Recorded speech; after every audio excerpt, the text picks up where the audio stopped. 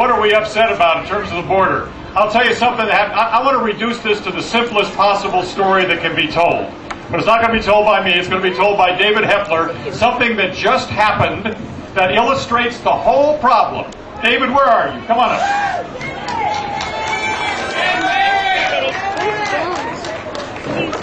You know, I could come up here and I could talk about secure borders and comprehensive immigration reform, but I want to introduce you to someone I met last night.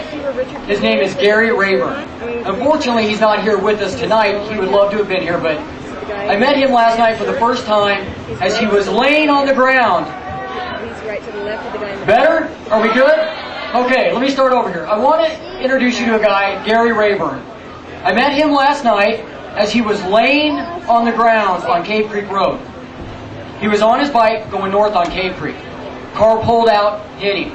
Just pulled out right in front of him. Nothing he could do. He got beat up pretty bad. He's got some pins in his legs. He's got a big gash on his chest. Story is, as me and Rhonda and some of the American Freedom Riders were there and we're helping this guy, I look at the guy that hit him and he's walking around his car and then he runs. Just bolts, takes off. And I'm like, oh, no, you didn't. No, you didn't. So I chase him for 2 blocks, get a hold of him. Guess what? There you go. You know, this poor man had just called his wife and said, honey, I'm on my way home. I'll be there in 20 minutes. While he's laying on the ground, his cell phone's ringing and it's his wife. Something's wrong. He's not home. No, because he just got hit by an illegal immigrant that fled, that would have got away if we would not have been there to catch him and bring him back and put him in front of the police for justice. And I'm proud to say, talking to the sergeant and the officers there that we knew, he is going to be crucified in court. He's going to be held accountable, and then he's turned over to ICE. You know, I hear this, you know, we're here to do work that Americans won't do. We're here, you know, we're part of this. You know what? Who's paying his medical bills? Who's paying to fix his bike? Who's paying while he's out of work because he's in a hospital room with pins in his leg and a gash this big in his chest? Nobody. Well, like I said, first time I met him was last night. We went up to the hospital today and talked to him for a little while, and he's in great spirits. I mean, he's happy.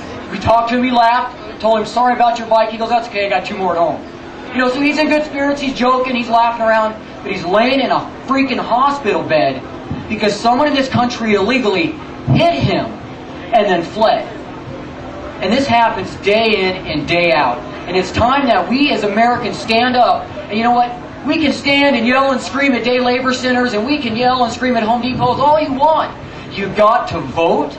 You got to remember what people are doing when they're in office, and you got to vote them out. It's the people in office that represent us. And if we don't stand up and say, you know what you're doing is wrong, or I do not agree with you, they're not going to listen. When the amnesty bill went through and we passed all those emails and those phone calls, yeah, we might take credit for it, but if we don't make a change when the elections are coming this year in Phoenix and next year the national elections, nothing's going to happen.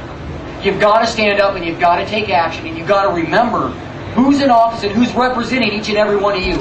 And if they don't, it's people like Gary Rayburn who's going to sit up in a hospital bed going bankrupt because now he has to pay all these bills because someone in this country illegally hit him and tried to get away. And I want to thank everybody here, and thank American Freedom Riders. Thanks everybody that's here. You guys are awesome for showing up. Monica, we love you. We love your kids. We love Nacho, and he's coming home. I guarantee it.